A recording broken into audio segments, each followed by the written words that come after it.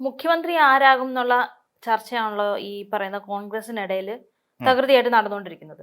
ഇപ്പം കഴിഞ്ഞ ദിവസം ലീഗ് VD സതീഷിനെ പിന്തുണച്ചുകൊണ്ട് ലീഗ് രംഗത്തെത്തിയിരുന്നു.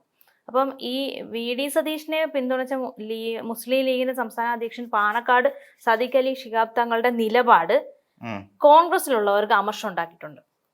അതായത് കോൺഗ്രസ്സുകാർ ഇപ്പോ ലീഗിനെതിരെ നിൽക്കുകയാണ്.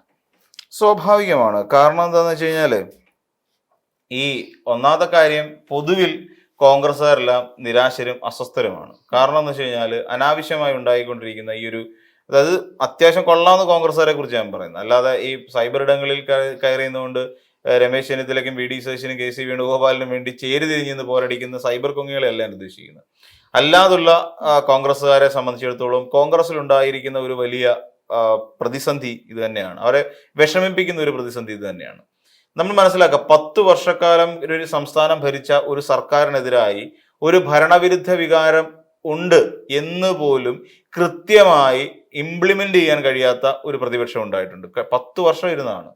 സാധാരണഗതിയിൽ 10 വർഷം ഒരു സംസ്ഥാനം ഒരു രാഷ്ട്രീയ പാർട്ടി ഭരിക്കുകയാണെങ്കിൽ തീർച്ചയായിട്ടും 10 വർഷം കഴിയുമ്പോൾ ആ സർക്കാരിനെതിരായി വലിയൊരു ഭരണവിരുദ്ധ വികാരം ഉണ്ടാവും. ഉമ്മൻചാണ്ടി വെറും 72 സീറ്റോട് കൂടി ഭരിക്കുന്ന കാലഘട്ടത്തിൽ പോലും ആ ഭരണം കഴിഞ്ഞപ്പോൾ ഇവിടെ ഉണ്ടായിരുന്ന ഒരു ഭരണവിരുദ്ധ വികാരം ഒന്ന് ആലോചിച്ച് നോക്കി. 72 സീറ്റുമായിട്ട് വെറും 5 വർഷം ഭരിച്ചു കഴിഞ്ഞപ്പോൾ തന്നെ ഉമ്മൻചാണ്ടി സർക്കാരിനെതിരെ എന്ത് വലിയ ഭരണവിരുദ്ധ വികാരം ഉണ്ടായി. അതുകൊണ്ട് തന്നെയല്ലേ 2016 91 സീറ്റ് നേടിയിട്ട് ഇടതുപക്ഷം ജയിച്ചു കയറിയത്. അപ്പൊ ആ 90-ന് അപ്പുറത്തേക്ക് ഒരു സീറ്റ് പോകണമെന്നുണ്ടെങ്കിൽ ആ കോൺഗ്രസിനെ എത്രത്തോളം ജനങ്ങൾ വെറുത്തു, അല്ലെങ്കിൽ എത്രത്തോളം വലിയൊരു ഭരണവിരുദ്ധ വികാരം ഉണ്ടായി എന്നുള്ളതല്ലേ നമ്മൾ കാണേണ്ടത്. എന്നാൽ പിന്നീട് അടുത്ത സർക്കാർ അധികാരത്തിൽ കയറി 2016 21 എത്തിയപ്പോൾ ആ സർക്കാർ എന്ത് ചെയ്തു? ട്രെൻഡ് സെറ്റ് ചെയ്തു. ആ ട്രെൻഡ് എന്തായിരുന്നു? ഈ പറയുന്ന 91 നിന്നും അംഗബലം ഉയർത്തി 99 എത്തിക്കാൻ കഴിഞ്ഞു. 8 സീറ്റ് രണ്ടാമത്തെ സർക്കാർ അധികാരത്തിൽ കയറിയപ്പോൾ നേടിയെടുക്കാൻ കഴിഞ്ഞു. നമ്മൾ മനസ്സിലാക്കേണ്ടതാണ്, ഇടതുപക്ഷം വെറുതെ അല്ല വന്നത്. 2016 91 സീറ്റ്, 2021 99 സീറ്റ്, അതിൽ ഒരെണ്ണമാണ് PV അൻവർക്ക് അടിപ്പോയത്. അപ്പൊ അങ്ങനെ ആ 99 സീറ്റിലാണ് ജയിക്കുന്നത്. അപ്പം അത്രയും കയറി ജയിച്ചിട്ട് 2026 എത്തിയപ്പോൾ പോലും ഒരു ഭരണവിരുദ്ധ വികാരം ഉണ്ടാക്കാൻ ഇവിടെ സാധിച്ചിട്ടില്ല.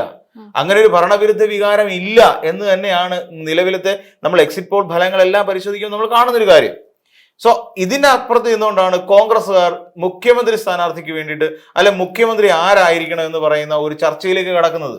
ജയിക്കുമെന്ന് ഉറപ്പില്ല. ഇപ്പോഴും എക്സിറ്റ് പോൾ ഫലങ്ങളിൽ മാത്രമാണ് UDF ജയിച്ചിരിക്കുന്നത്. അല്ലാതെ മാർച്ച് 4-ാം തീയതി തെരഞ്ഞെടുപ്പ് വോട്ടെണ്ണൽ കഴിയണം. ആ വോട്ടെണ്ണൽ 71-ന് മേളിലെ ഭൂരിപക്ഷം കിട്ടണം. എങ്കിലേ കേവല ഭൂരിപക്ഷം നേടിയിട്ട് അധികാരത്തിൽ കയറാൻ കഴിയുള്ളൂ. അപ്പൊ ആ ഒരു സാഹചര്യം പോലും മാനിക്കാതെ കോൺഗ്രസ് പാർട്ടി അന്ന്, എനിക്ക് തോന്നുന്നു ഏപ്രിൽ മാസം 9-ാം തീയതി മുതൽ തമ്മിൽ തല്ലിക്കൊണ്ടിരിക്കുകയാണെന്നേ. ഞങ്ങൾ തമ്മിലടിച്ചോണ്ടിരിക്കുക. എന്തിനു വേണ്ടിയിട്ട്? ഞങ്ങൾ ആര് മുഖ്യമന്ത്രിയാകും? KC ആകോ, ചെന്നിത്തലയാകോ, VD ആകോ? ഞങ്ങൾ 3 പേരിൽ ആരാണ് ഇവിടെ ആകാൻ പോകുന്നത്, മുഖ്യമന്ത്രിയാകാൻ പോകുന്നത് എന്ന് സംബന്ധിച്ച് ചർച്ച നടക്കുക. അതായത് ഹൈക്കമാൻഡ് ഇടപെട്ടിട്ട് KC വേണുഗോപാലിന്റെ ഡോക്യുമെന്ററിയുടെ നിർമ്മാണം തടസ്സപ്പെടുത്തിയിരിക്കുന്നു. ഇനി അങ്ങോട്ട് ചെയ്യണ്ട എന്ന് പറഞ്ഞിരിക്കും. എന്ന് വെച്ചാൽ എല്ലാവരും തങ്ങളെ ബൂസ്റ്റപ്പ് ചെയ്യാൻ വേണ്ടിയിട്ട് അവരവരുടെ ചെലവിൽ ഓരോ നോട്ടീസ് ഇറക്കുക, കഥാബുക്കുകൾ ഇറക്കുക, ഫ്ലെക്സ് അടിക്കുക, പിന്നെന്താ പറയാ, ഡോക്യുമെന്ററി അടിക്കുക, പാട്ടിടുക, ഇതൊക്കെ അവർ ചെയ്തുകൊണ്ടിരിക്കുകയാണ്. ഇവരൊക്കെ ജനങ്ങളുടെ മുന്നിൽ ഇങ്ങനെ അപഹാസ്യരായിക്കൊണ്ടിരിക്കുന്ന കോമാളികളായിക്കൊണ്ടിരിക്കുന്ന നേതാക്കന്മാര്. അപ്പൊ ഇതിനിടയിലാണ് ഈ പറഞ്ഞ ഉടനെ എരുതിയിൽ എണ്ണ ഒഴിക്കുന്ന രീതിയിലാണ് ഇപ്പം തങ്ങൾ വന്നിട്ട് പറയുന്നത് VD സതീശൻ മുഖ്യമന്ത്രി ആവുന്നതാണ്, ഞങ്ങൾക്ക് ഏറ്റവും യോഗ്യനായ ഒരാള് VD സതീശനാണ് എന്ന് പറയുന്നു. അപ്പം ഇത്രയും കാലം ഈ പറയുന്ന മുസ്ലിം ലീഗ് ചെന്നിത്തല പ്രതിപക്ഷ നേതാവായിരുന്ന സമയത്തും അന്നും ഉണ്ടായിരുന്നു. അന്നും പ്രതിപക്ഷ ഉപനേതാവ് എനിക്ക് തോന്നുന്നു കുഞ്ഞാലിക്കുട്ടി സാഹിബ് തന്നെയായിരുന്നു. ആ VD സതീശൻ MLA ആയിട്ടിരിക്കുന്ന ഉമ്മൻചാണ്ടി മന്ത്രിസഭയിൽ ഈ പറയുന്ന നേതാക്കന്മാര് മന്ത്രിമാരായിരുന്നു. അപ്പൊ ഇത്രയും കാലം അവര് ഇടതുപക്ഷ UDFനോടൊപ്പം നിന്നിട്ടും അവർക്ക് ഈ കാലത്തിനിടയിൽ കാണാൻ കഴിഞ്ഞ ഒരേ ഒരു നേതാവ് VD സതീശനാണോ? സ്വാഭാവികമായി ഉണ്ടാകുന്ന ചോദ്യമാണ്. ലീഗിന് ആ ഒരൊറ്റ നേതാവിനെ മാത്രമേ കാണാൻ കഴിയുന്നുള്ളൂ എന്ന് പറയുന്ന ഒരു വലിയ ചോദ്യമുണ്ട്. എന്തുകൊണ്ട് രമേശ് ചെന്നിത്തലയെ ലീഗിന് ചൂണ്ടിക്കാണിക്കാൻ കഴിയുന്നില്ല?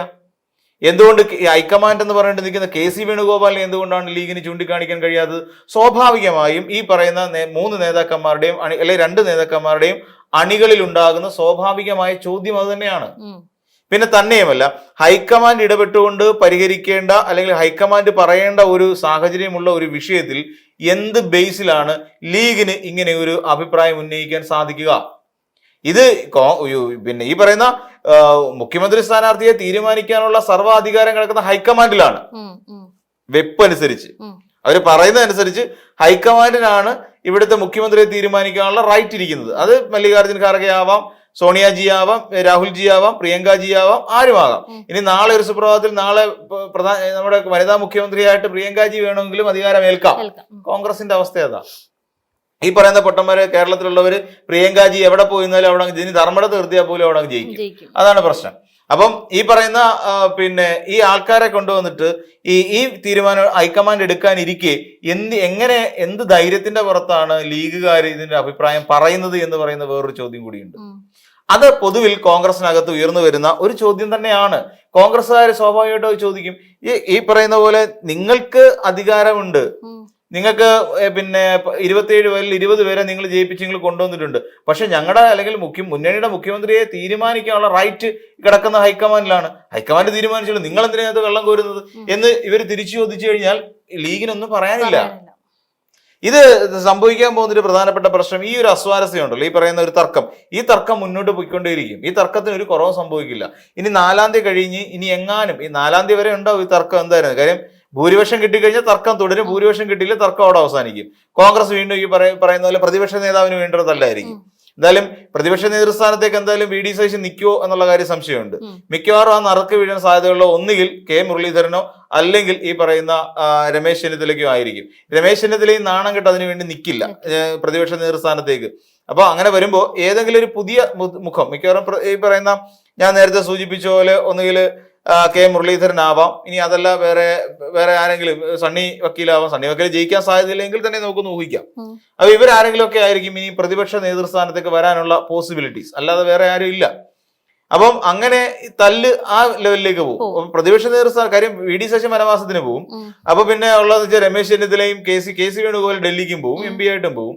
പ്രതിപക്ഷ നേതൃസ്ഥാനത്തിന് വേണ്ടിയിട്ട് എന്തായാലും കെ സി വേണുഗോപാൽ MP സ്ഥാനം രാജിവെച്ച് MLA ആയിട്ട് മത്സരിച്ച് തിരിച്ചു വരില്ല. അപ്പൊ അത് മണ്ടത്തരമാണെന്ന് കെ സിക്ക് തന്നെ അറിയാം.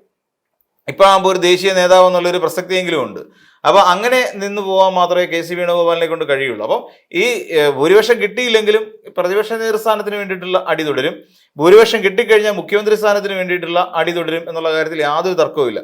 അപ്പൊ ഇതിനകത്തേക്ക് ആവശ്യമില്ലാതെ ലീഗ് നുഴഞ്ഞു കയറി അവർ അഭിപ്രായ പ്രകടനം നടത്തിയാൽ തങ്ങൾക്കെതിരെ കോൺഗ്രസിനകത്ത് നിന്ന് ശക്തമായ ഒരു പ്രശ്നം ഉണ്ടാവും. പലർക്കും ഈ പറയുന്ന ഇങ്ങനെ ഒരു കയറ്റം അല്ലെങ്കിൽ ഇങ്ങനെ ഒരു ഇൻഫിൽട്രേഷൻ, ഒരു നുഴഞ്ഞു കയറിക്കൊണ്ട് ഈ കോൺഗ്രസിന്റെ ആഭ്യന്തര കാര്യങ്ങളിൽ അഭിപ്രായം പറയാൻ ലീഗിനെ ആരും ചുമതലപ്പെടുത്തിയിട്ടില്ല എന്ന് പറയുന്ന ഒരു വലിയ കാര്യം നെറേറ്റീവ് തന്നെ ഇവരിവിടെ അവതരിപ്പിക്കും. അതോടുകൂടി ഒരുപക്ഷെ ഈ ബന്ധം തന്നെ ഉലച്ചിലുണ്ടാകാനുള്ള സാധ്യതയും നമുക്ക് തള്ളിക്കളയാൻ കഴിയില്ലെന്നാണ് എനിക്ക് തോന്നുന്നത്.